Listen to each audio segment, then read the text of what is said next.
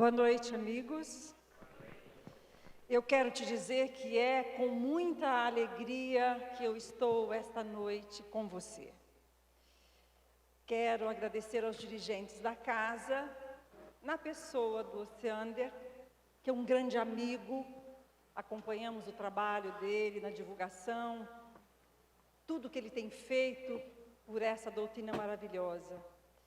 Então, hoje, eu escolhi estar aqui com você, porque temos a oportunidade de falar de Jesus, de falar do Evangelho de Jesus, que nunca foi tão necessário para a nossa vida. Mas hoje nós vamos refletir sobre um assunto que eu acho que aqui em Rio Preto vocês não têm muito conhecimento dele. Nós vamos falar da dor. Alguém aqui de vocês já teve algum contato com a dor na sua vida? Me levante a mão. Pois é. Desde que nós iniciamos o nosso processo evolutivo, o homem tem tido contato com a dor. E o Evangelho nos narra que quando o nosso divino amigo esteve aqui, as pessoas se aproximavam dele, queriam tocá-lo, tocar em suas vestes para libertar-se da dor.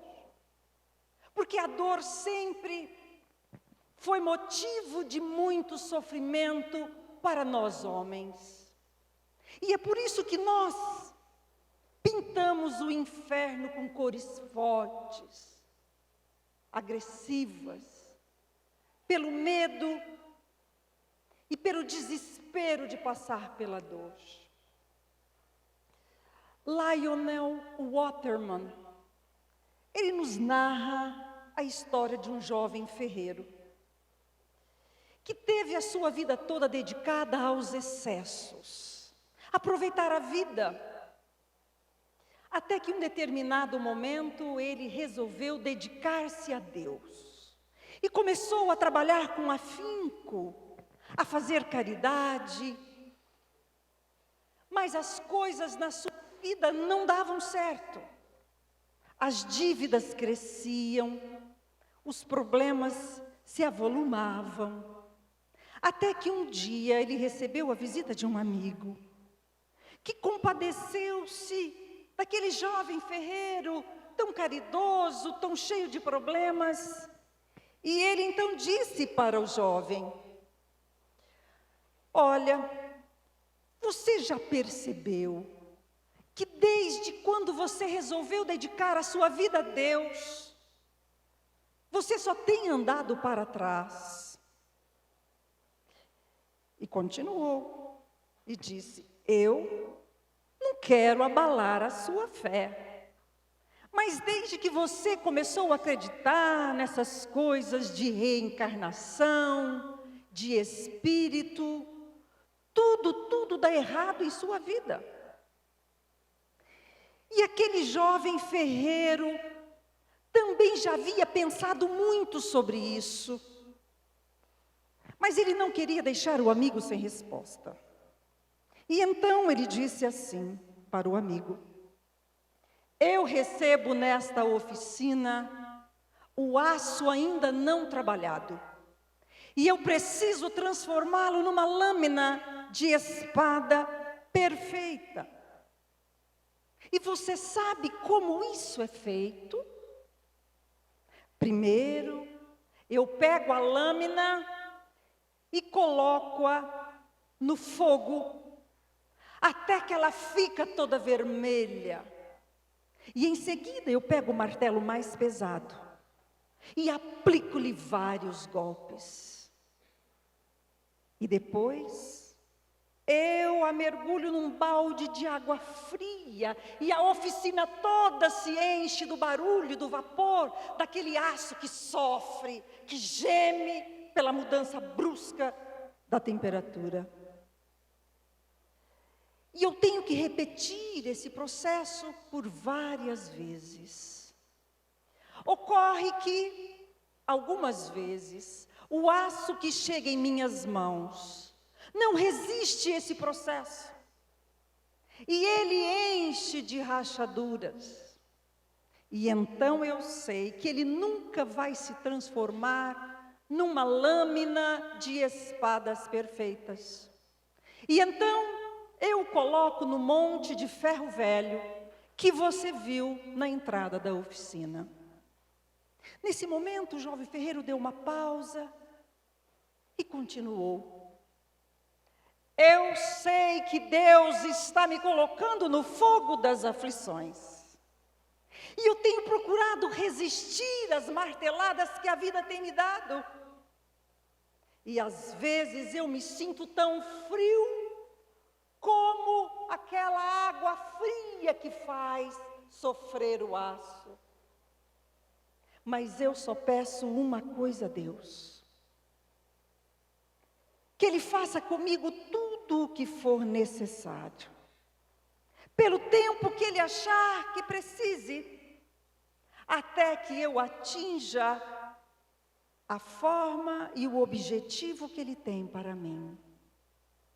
Mas eu peço que Ele nunca desista de mim, e Ele nunca me coloque no monte de ferro velho das almas que desistiram.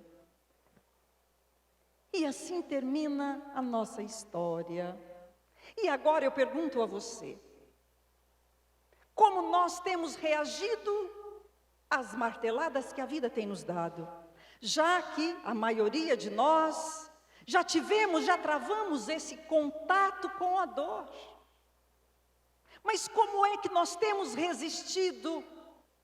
O que é que nós já aprendemos com esta doutrina? Consola? Pergunta aos encarnados. Esta doutrina consola? Consola a dor. A nossa doutrina consoladora, essa doutrina que consola a dor. E o que é que nós temos aprendido? Mas nós sabemos, como eu disse no início, que o homem sempre procurou libertar-se da dor. E para falar da dor, nós vamos dividir a nossa história em dois momentos. Uma antes da vinda do nosso doce meigo, Rabi da Galileia, e depois dele. Porque antes dele, a dor era considerada motivo de grande sofrimento, de desespero. As pessoas que sofriam, elas não tinham esperança, não tinham perspectiva nenhuma, porque o paradigma da época era o quê?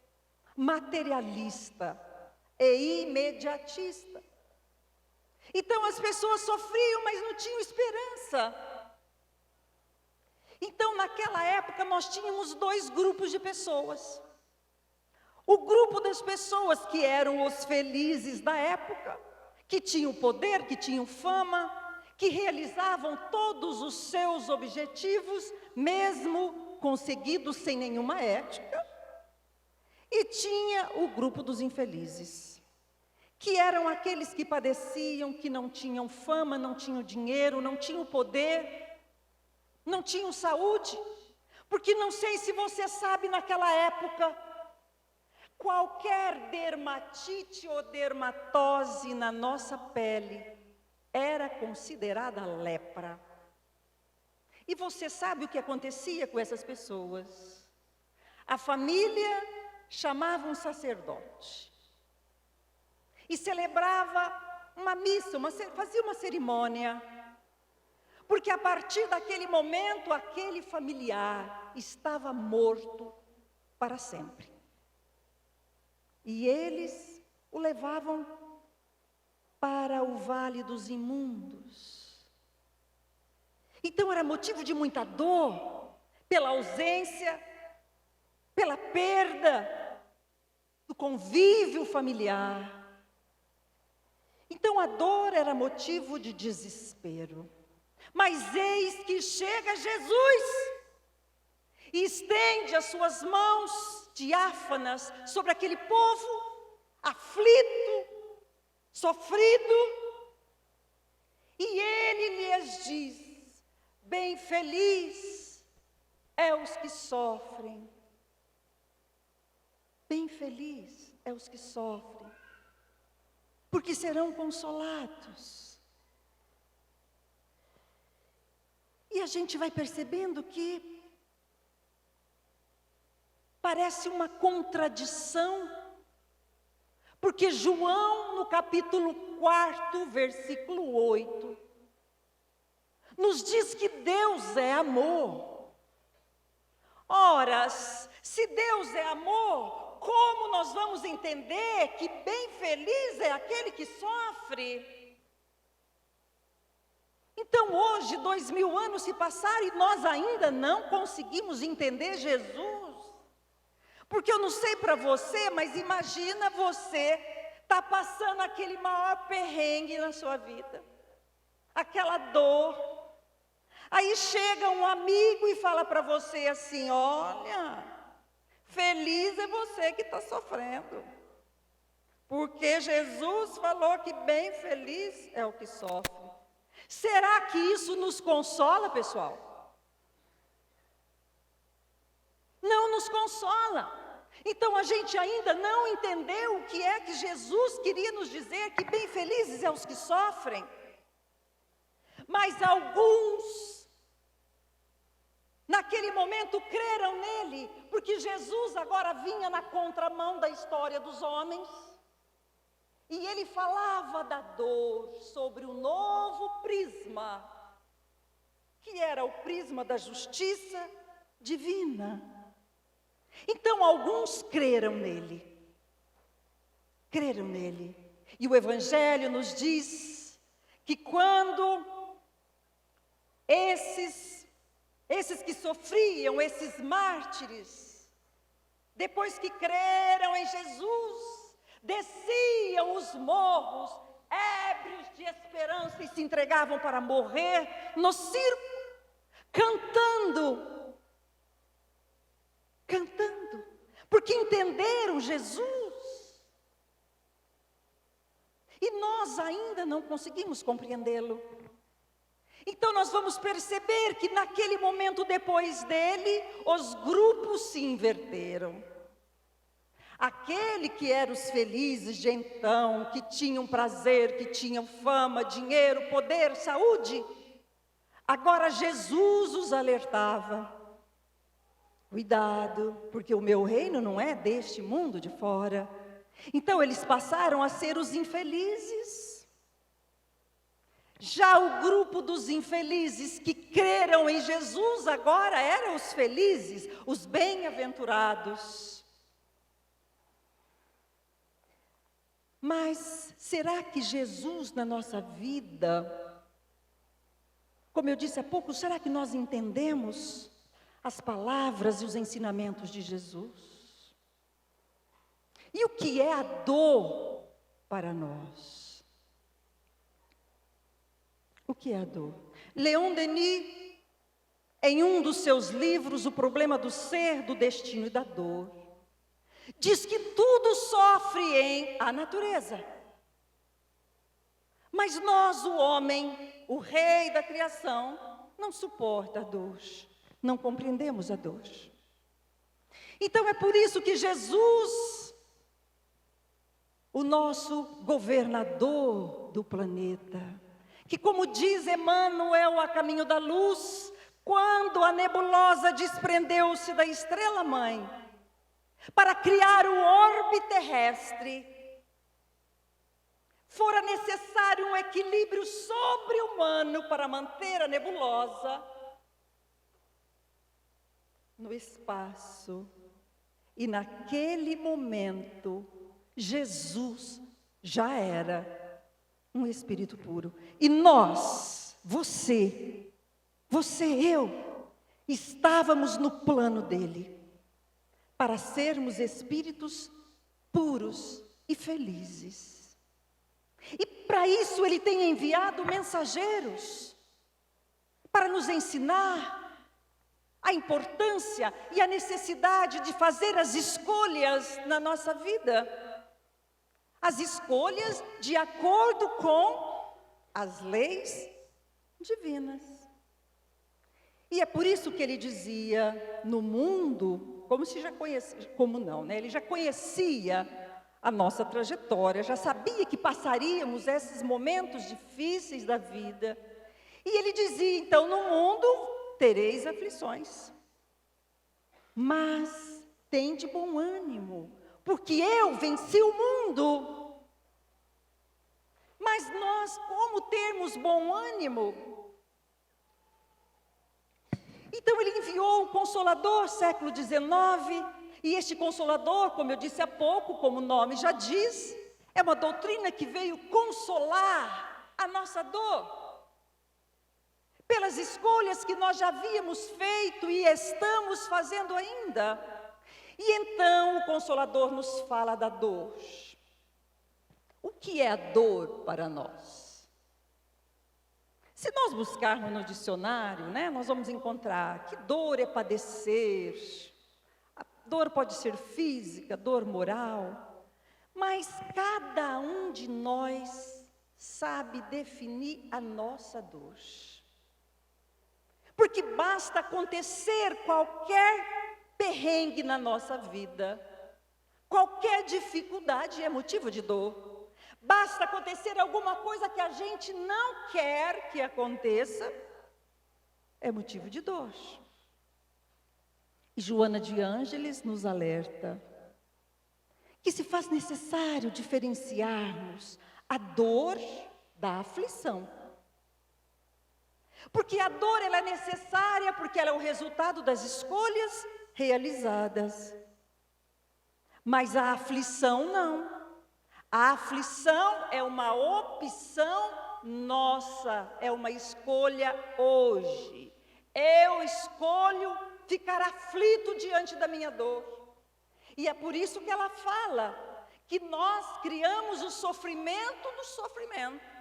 Sabe aquelas pessoas que sofrem muito porque está sofrendo? Ela cria um mundo à sua volta. E ela só enxerga os seus problemas, respira os seus problemas. E a sua dor fica tão grande, insuportável.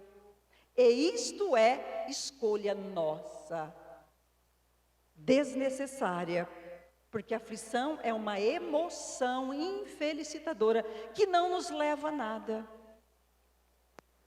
E nós vamos ver depois como é passar pela dor, com Jesus ou sem Jesus.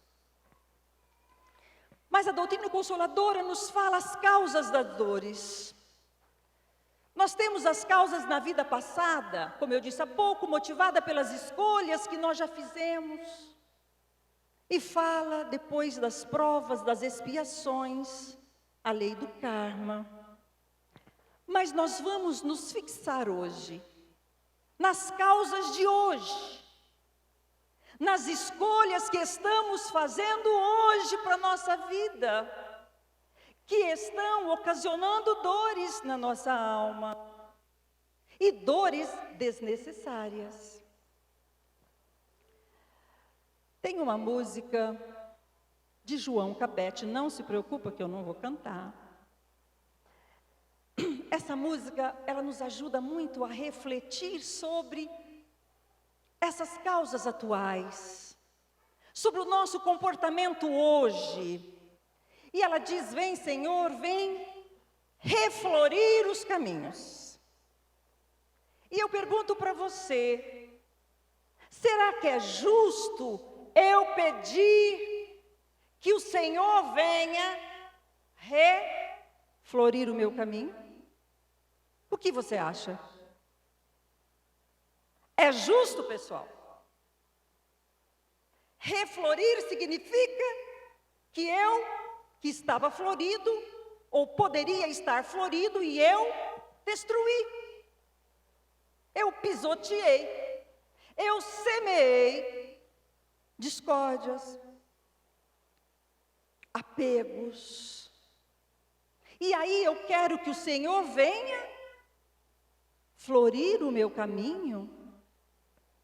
Mas Jesus nos dizia, vós sois deuses. Deuses. E cada um de nós temos algo de Deus.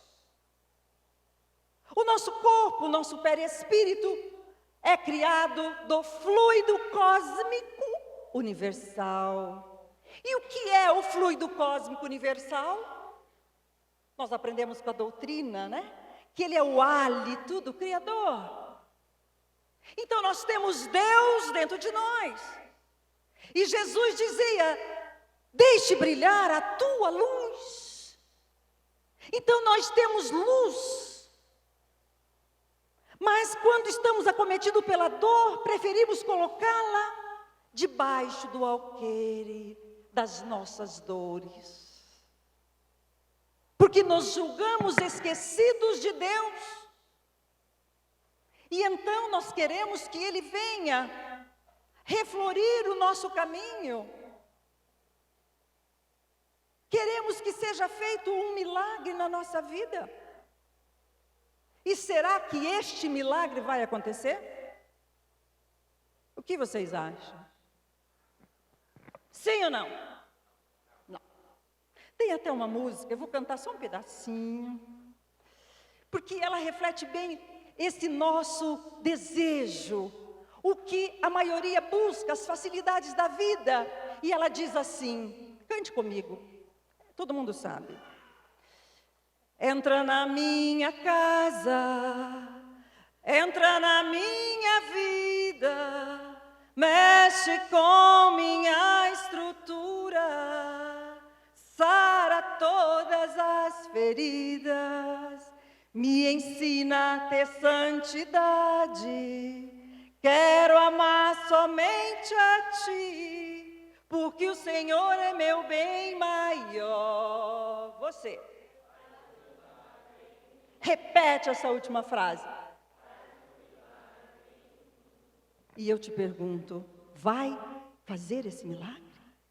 Não. Não vai. Porque quando fomos criados, Ele mexeu na tua estrutura, na nossa estrutura. Colocou tudo o que precisávamos para ser feliz. Colocou em nossa consciência as leis divinas, que vai nos alertar sempre, todas as vezes que tomamos atitudes equivocadas. Então Ele mexeu nessa estrutura e nos deu a cada um as possibilidades de conquistar esta felicidade. Então esse milagre que nós buscamos, essa facilidade, não vai ocorrer enquanto nós não aprendermos a escolher, fazer escolhas certas, de acordo com a lei, amar a Deus e amar quem mais? O próximo. Como? Então aprender a primeiro a amar a nós mesmos, a cuidar de nós. Quando nós entramos numa aeronave, tem lá o aviso, em caso de despressurização, descerão máscaras de oxigênio. E o que é que eles nos mandam fazer? Colocar primeiro em quem? Em nós. Para depois colocar nos outros. Porque nós temos que nos estruturarmos, buscarmos equilíbrio, força para podermos ajudar o outro. Por isso que o objetivo nosso na encarnação é cuidar da nossa evolução. Eu não vou poder, não devo ficar aqui esquecendo de mim, cuidando da vida do outro, querendo fazer o outro feliz. Porque quando chegar lá, quando nos perguntares, e aí, Ditinha, o que você fez da vida? Olha, da minha eu não fiz nada, porque eu fiquei lá cuidando da vida do outro, da vida dos filhos, né? Porque os filhos nascem, crescem, a gente não percebe que eles crescem e quer cuidar a vida inteira. Os nossos apegos exagerados. E esquecemos do nosso objetivo, que é ser feliz, é evoluir, é aprender a fazer escolhas. Mas a música continua. Vem, Senhor, vem perfumar os nossos corações. Essa é demais. Será que é justo nós pedirmos que Ele perfume o nosso coração? O que é que tem em nosso coração? O que nós temos carregado no coração? Mágoas, ressentimentos, aqueles azedumes na vida, estão lá. E o que é uma mágoa, pessoal? O que é mágoa? A mágoa no dicionário nós vamos encontrar que é uma lesão, é mancha, é nódoa. Portanto, uma alma magoada, ela está de que jeito, pessoal? Doente, rasgada, manchada. E o pior é que tem pessoas que carregam essas mágoas por quanto tempo? Lá em José Bonifácio, as pessoas dizem assim: eu morro, mas não perdoo. E o pior é que não morre. Volta para o plano espiritual, carrega a mágoa e o causador da mágoa. Então vai algemado. Dorme com o causador da mágoa, acorda com o causador da mágoa. Então você já experimentou ter uma lesão na sua pele e você não cuida dela. Não cuida, deixa lá. O que acontece? Nunca ninguém machucou aqui? Piora. E acontece o quê? Infecciona. E quando infecciona, sai o quê? Pus. E agora eu pergunto para o lado de cá. Pus, cheira bom ou cheira ruim? Cheira ruim. E você experimentou jogar perfume no pus? Para ver se muda? Será que muda? Então eu quero que o Senhor perfume a minha vida, a minha alma, mas eu carrego o pus. Então, enquanto eu não mudar a minha atitude, o meu pensamento, as minhas escolhas, não vai resolver.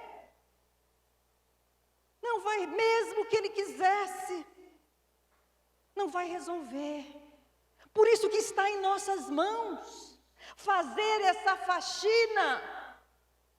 Cuidado com o que a gente pensa, com o que a gente sente. Porque essa história de não perdoar o outro, porque lá a gente fala assim, perdoa, eu não vou perdoar, eu vou dar essa cancha para ele, vou dar essa moral para ele, eu não. Então, eu não dou a moral e fico com a alma purulenta. Então vejamos que as dores que carregamos hoje, a maioria delas são por escolhas de hoje mesmo. Não são de vidas passadas, não. E aí a música ainda fala, venha Senhor exterminar a dor. E eu te pergunto, será que a dor pode deixar de existir na nossa vida? Será que nós temos condições de viver sem dor? Porque a dor é um sinal. Tanto é que algumas pessoas que nascem por um problema, ela não sente dor. É uma doença que se chama de Hillard-Day. Essa pessoa, ela vive mais ou menos em média 30 anos, 20 a 30 anos. Porque ela não tem proteção. Ela não tem aviso. Então a dor não pode sair da nossa vida. Porque ela é um sinal.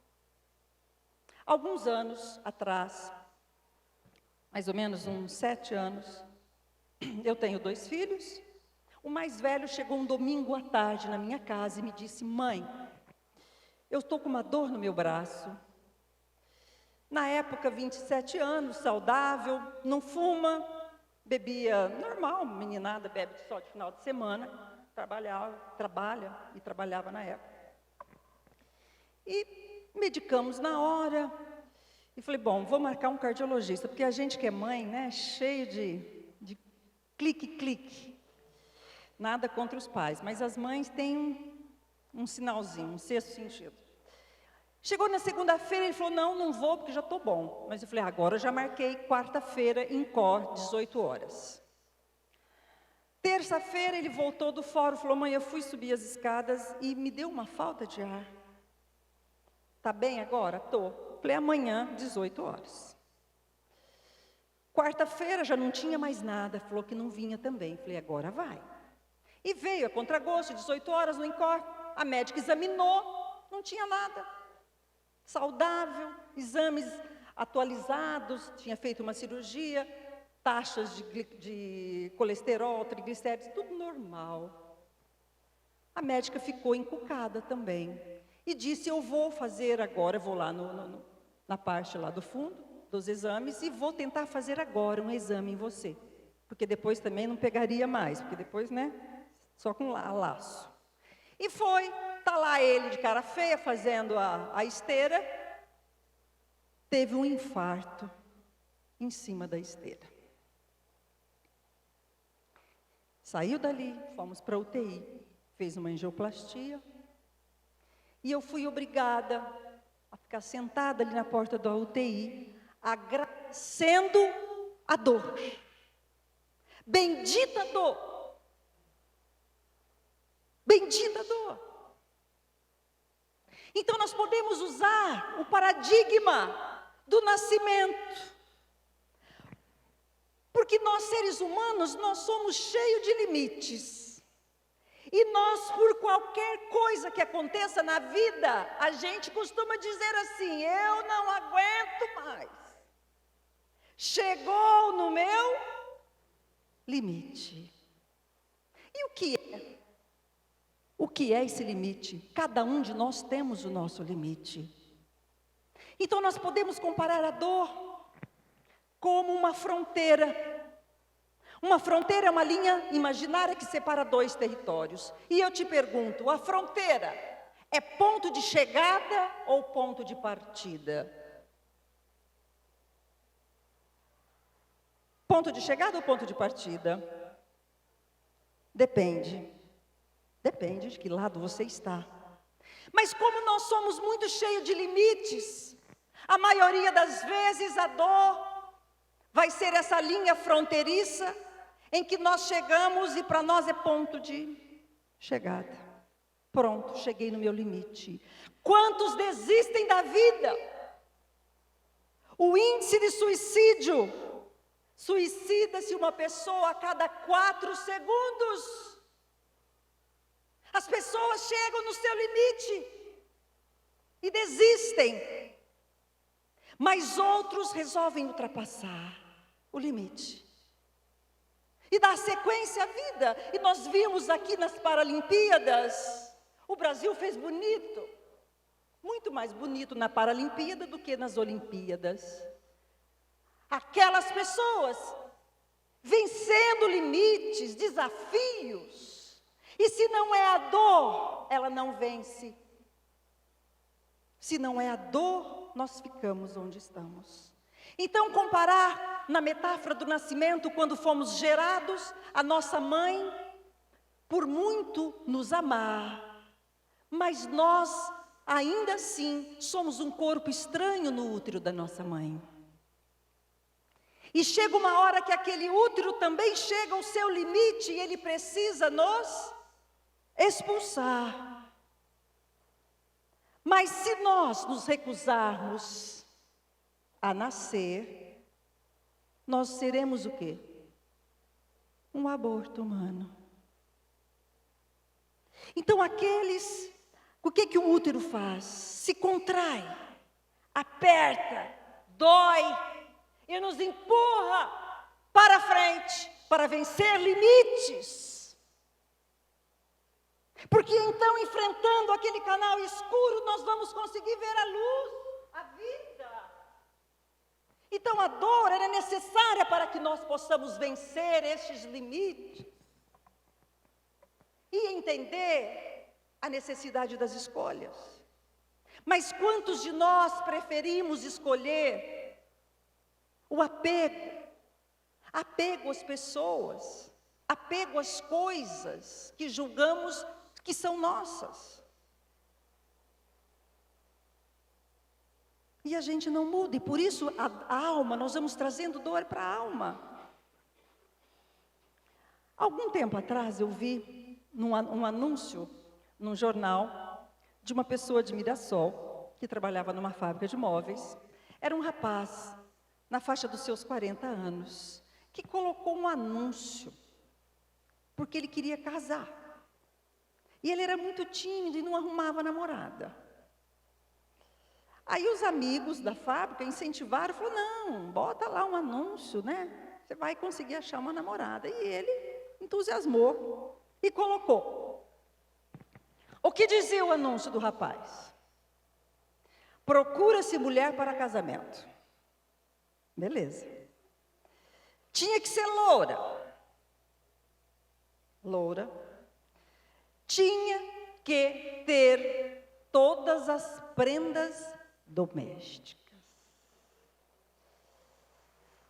Lavar, passar, cozinhar. Mas ele não parava aí. E que ajude no orçamento doméstico.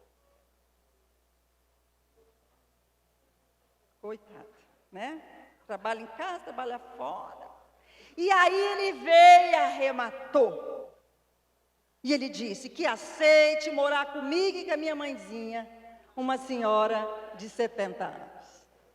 Aí eu pergunto, queria ser feliz ou estava procurando encrenca? Dores, porque na primeira queimada de feijão, né, ele colocou lá, ele queria amor? Não. Então as escolhas que nós fazemos, sem respeitar o limite do outro, nós estaremos fadados a ser infelizes, a desilusão. Quando queremos que as pessoas sejam aquilo que a gente idealiza delas. Então, nós mulheres procuramos um príncipe. E às vezes a gente acaba casando com um sapo. Não é? Mas não enxerga as qualidades do sapo. E eles também pensam, né? Em casar com as suas princesas e acaba casando com sapas. Então nós temos que procurar algo mais. Se nós queremos ser felizes, respeitemos os limites dos outros, porque senão nós vamos trazer dores para a nossa alma. E aí a gente fala assim, nossa, que será que eu fiz para Deus? Lá nas vidas passadas, não fez nada, escolheu errado hoje, agora. Então é este alerta que a doutrina espírita nos faz. O nosso padrão de felicidade está muito materializado. Está muito exteriorizado. E é por isso que a gente vai acumulando essas dores. Mas, opa. Desculpa. E aí, a música ainda diz, vem Senhor, faz calar os canhões. Olha só, que beleza. Nós temos visto no Oriente esses problemas das guerras, dos homens bombas, crianças bombas. E a gente quer que venha um decreto lá. A gente reza e ora para que o Senhor faz, né? Um milagre e acabe com a guerra. E eu pergunto, nós acabamos com as guerras em casa? Nós paramos de soltar canhões na rua? Dentro de casa? Porque às vezes nós temos um dia de trabalho tenso daqueles, e aí a gente chega em casa e sai dando canhão nas pessoas que nos amam e que a gente ama também. E a gente quer que venha um decreto e que traga paz para o planeta Terra. Então, enquanto nós não aprendermos a cultivar a paz dentro de nós, a paz não vai vir por decreto. O que é que nós andamos pensando?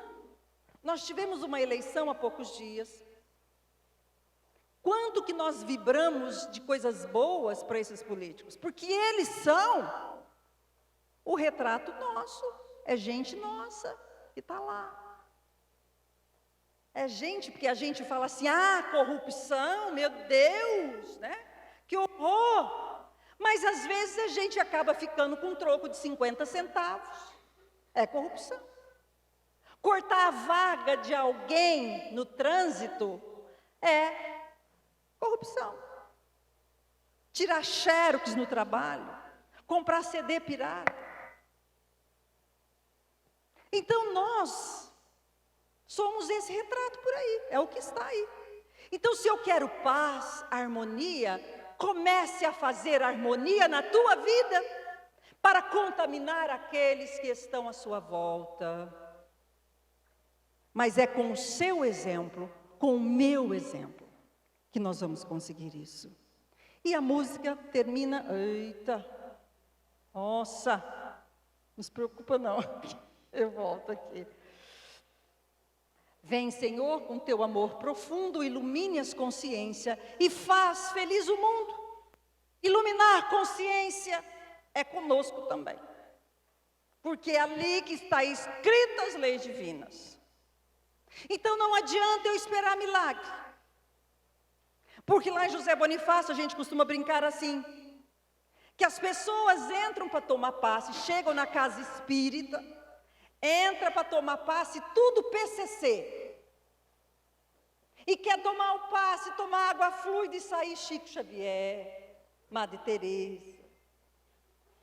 E aí vai enchendo também a cidade de espírita 6 horas. Eu não sei aqui, tem muito espírita 6 horas aqui? Tem, pessoal? Como assim? Espírita 6 horas é aquele que está passando os perrengues, as durezas da vida, e você fala para ele, vamos lá na casa espírita, tem atendimento fraterno, vamos lá fazer uma prece, evangelho em casa, evangelho no lar. Aí ele fala, 6 horas lá para mim. Né? A oração dos 6 é forte. A minha não, Deus não me escuta. Então é assim. É por isso que Erasto, no capítulo 20 do Evangelho segundo o Espiritismo, parágrafo 4, nos chama a atenção, avante espíritas, vós sois os eleitos, descruze os braços e vamos trabalhar pela divulgação, levar luz por onde passa, levar alegria, otimismo. Porque hoje nós não precisamos mais dos bezerros de ouro, porque os bezerros de ouro estão dentro de nós, no nosso comodismo. Do nosso comodismo, nós queremos as coisas prontas e elas não vão ocorrer. Então, abaixe a dor, mas assuma a tua atitude, as tuas escolhas. Então, quando a dor chegar à nossa porta, à nossa casa, nós podemos passar a dor com Jesus ou sem Jesus. Teve um fato que aconteceu numa comunidade de Sichuan, na China, em 2008. Nesse terremoto morreram mais de 40 mil pessoas. Desabou uma escola sobre os alunos. E numa das classes, mais de 20 alunos. Um desses alunos, Lin Hao, 9 anos. Ele, percebendo que os seus amigos debaixo dos escombros estavam com medo, e ele então chamou os amigos, vamos cantar, cante, vamos cantar, porque alguém vai nos ouvir, e vai vir nos libertar daqui. E as crianças cantaram com ele, mas ele não ficou parado cantando, não. Ele foi tirando os escombros até que os bombeiros ouviram e correram lá e tiraram. E Lin Hao à frente. E o bombeiro disse: vá, menino, vai procurar os seus pais, que estão aflitos. Ele falou: não, não vou. E o bombeiro falou: mas por quê? Ele falou: porque eu vou voltar, eu sei onde estão meus amigos. E o bombeiro não entendeu nada. Uma criança de 9 anos. Falou: mas menino, por que você está fazendo isso? E ele disse: porque eu sou o monitor da turma. Eu não posso decepcionar meus amigos. 9 anos. 9 anos entendeu que a dor na nossa vida nos pede coragem, vencer limites. Porque quantos que quando a dor bate a porta, quando nos leva um ente querido, quantos também desejam ser sepultados? E são. Não lá, debaixo da terra, mas sepultados vivos. Passam a ficar mortos vivos, inconformados, sofrendo. Então, será que é isso que o Cristo quer de nós? Então, eu posso escolher com Jesus ou sem Jesus. Sem Jesus, como é que vai ser a minha vida? Terrível. Depressão, tristeza profunda, desânimo, mais dor, às vezes até suicídio. E com Jesus, esperança. Está doendo? Tá. Mas eu posso vencer esse limite. Eu posso esquecer um pouco a minha dor. Como Lin Hao fez. E naquele mesmo ano, durante as Olimpíadas de Pequim, a China, homenageando o seu herói mirim, juntamente com o herói nacional da época, que era Yao Ming, o jogador de basquete, muito amado, de mãos dadas, desfilando nas delegações. Então, com Jesus, é dar a mão, é seguir em frente, e falar: Jesus, vem cá, me dá a tua mão. Tá difícil, tá, mas eu posso fazer mais. Eu posso seguir em frente. E foi isso que Jesus nos ensinou no momento da crucificação, porque Ele toda a sua vida foi um ensino e nenhuma palavra se perdeu. E Ele fora crucificado entre 2 ladrões, nos ensinando este comportamento hoje. Do lado esquerdo tinha Gestas, o mau ladrão. E Gestas gesticulava, desafiava Jesus. Ah, você que é o Salvador, salve-se a ti e a nós também. Jesus não respondeu, porque ele estava naquele estado de espírito. Jesus não adiantava ninguém falar com ele. Revoltado. Mas do lado direito tinha Dimas, o bom ladrão. E Dimas diz para Jesus: Senhor, você não merece estar aqui, mas quando subir ao teu Pai, lembre-se de mim. Resignação ativa. E o que Jesus falou para ele?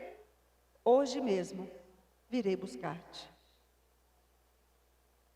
Então é isso, com Jesus é coragem, é saber que eu posso sim vencer, porque a dor não vai durar para sempre, ela vai durar somente a necessidade, o que nós precisarmos dela. Então a escolha é nossa. E é esse o desafio para nós espíritas do século 21. Escolher com Jesus ou sem Jesus. Lembrando que com Jesus vai ser muito mais fácil. E numa próxima oportunidade eu virei aqui provar para você, né, o Sander? Provar para você que com Jesus dói menos. Mas vai ficar para uma próxima oportunidade. Mas hoje eu queria que você refletisse sobre isso. Como é que nós estamos entendendo a dor na nossa vida? É o fim? Ou eu posso dar um passo à frente?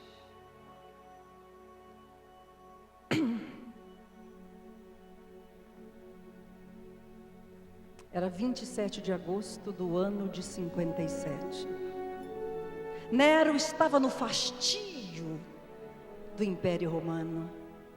E quando o dia começa mais cedo em Roma, eis que uma caravana vinda do porto de Ostia para em frente à Via Ápia, com suas estátuas suntuosas, com seus santuários imponentes. E parte daquela legião tinha um homem a ferros, viril, forte, cabeça leonina, testa larga e 2 olhos de lince, a contemplar a aurora majestosa de Roma, quando o astro-rei, descortinando seu leque de plumas douradas, por detrás das montanhas sagradas, eu, prisioneiro diante daquela emoção, ele meneia a cabeça e diz: meu Deus, quanto júbilo, quanto júbilo! Mas nesse instante um soldado se aproxima e lhe dá uma bofetada. Você deve ser louco, Inácio, você deve ser louco. Porque vais morrer dentro de algumas horas no circo mágico de Roma. A sua vida será afanada pelas feras esfaimadas. E apesar disso você sorri. O que se passa nessa sua cabeça cristã e depravada? Inácio de Antioquia era aquele homem que entrava agora para a terceira idade. Ele para, olha aquela escolta mirrada dos soldados de Nero e diz numa singular indiferença: eu rio de vós, mas eu rio também de felicidade, porque se para vós que sois prostitutos e venais, que sois como abutres, que sobrevoam por sobre o cadáver das nações vencidas, Deus dá uma cidade tão maravilhosa como essa. Se para vós que tem o espírito mesquinho e a alma tacanha, Deus dá uma cidade cheia de luzes, eu tenho que rir. Porque o que não estará reservado para mim e para aqueles que hoje vão dar a vida por amor a Jesus? Se para vós que não vale nada, Ele dá tanto. Eu já antegozo o momento de entrar para o reino que me aguarda. Inácio de Antioquia era aquela criança que há mais de 40 anos, quando Jesus passava por Cafarnaum com seus apóstolos, vendo aquela criança, disse para os seus amigos: deixe vir a mim esses pequeninos, não os turbeis, porque é deles o reino dos céus. E logo depois do holocausto, quando os discípulos saíram a pregar a boa nova, João fora morar na ilha de Pátimos e levou consigo Maria, a Mãe Santíssima da humanidade. E lá ele se lembra daquela criança órfã, onde andaria aquele menino que recebeu carícia das mãos generosas de Jesus. E dominado por uma saudade, ele volta a Cafarnaum, procura e encontra ainda órfã, mas ela estava marcada pela presença de Jesus na sua vida. E João leva-o consigo, termina-lhe os estudos, fala de Jesus, fala dos reinos das bem-aventuranças. E aquela criança no regaço de Maria, a rosa mística, Nazarena, se identificou tanto com eles, que mesmo depois que eles partiram, ele saiu a pregar a boa nova. E pregava agora numa das ilhas gregas, quando cai nas mãos dos soldados de Nero. E marcha agora, naquele dia ensanguentado, de 27 de agosto. Ao cair da tarde, ele é jogado naquela prisão mamertina, aquela que ficou Pedro e Paulo, que as celas eram encravadas nas pedras, e que saíam por um fosso subterrâneo, saía para o grande circo. E após a luta dos gladiadores, Inácio e uma legião de cristãos iam dar a vida por amor a Jesus. E cai a noite, abrem-se os portões. As feras ficaram famintas por mais de uma semana. E tinha um pedaço de carne humana viva nas narinas para dar mais fome e paladar. E as feras vão entrando e vão devorando a todos.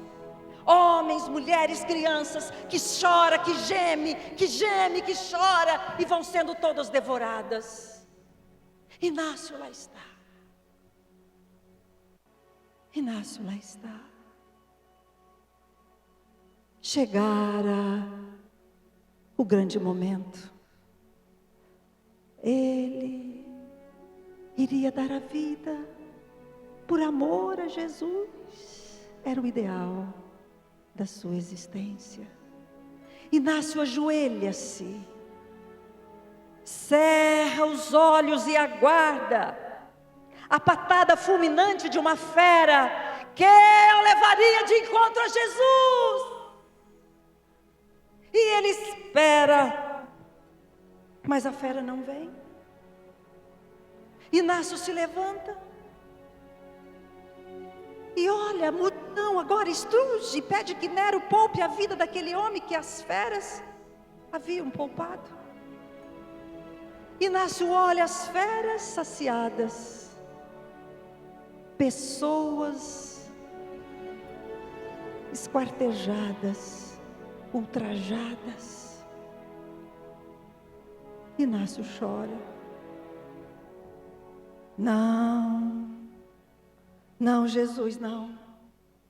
Não, Jesus. Jesus, eu te amo. Eu quero dar a minha vida por amor a ti, Jesus. Não. Eu sei que a morte não existe. Deixa-me morrer por ti, Jesus. Não. Eu não poderei sobreviver com essa vergonha. Você não me quis, Jesus, não. Não. Deixa-me morrer. Deixa-me morrer por ti. E conta-nos Joana de Ângeles que naquele instante um ser angélico materializa-se à frente de Inácio e o repreende. Tu não foras poupado, Inácio. Tu não foras poupado. Morrer é algo simples para alguém como tu. Porque Jesus quer que tu vivas, morrendo a cada dia, passando pelo fogo das aflições, perdendo os seres a que se ama pela estrada da morte, e ser obrigado a viver, Inácio. Isto vale mais do que 500 vidas e 500 mortes. Jesus quer que tu vivas. Inácio ergueu a cabeça e saiu a pregar o Evangelho. e se transformou num dos grandes líderes da igreja cristã primitiva. Porque viveu, escolheu viver. E nesta noite, meus amores, eu gostaria muito que você pensasse sobre isso. Jesus quer que tu vivas, passando pelas marteladas da vida, mas viver com coragem, cabeça erguida. Ó Senhor é o meu pastor, e nunca, nunca me faltará. Obrigada, amigos. E para você, desejo toda a felicidade. Ave Cristo, que a luz de Jesus esteja contigo para sempre. Muito obrigada.